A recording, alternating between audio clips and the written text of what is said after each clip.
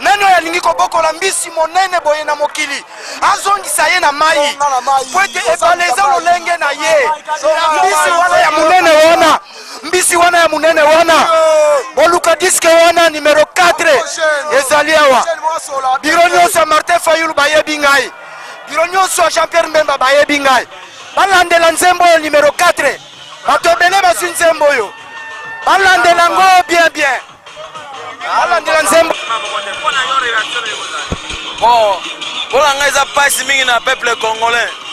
na minitio biso nyonso toya mpo tozela président na biso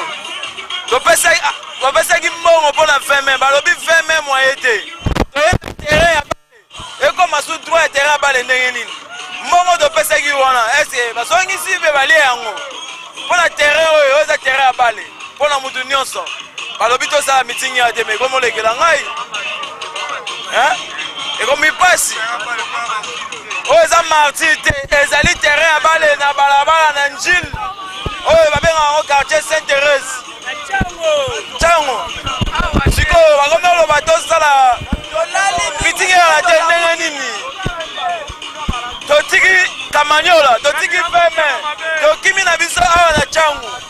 balandi biso ndenge nini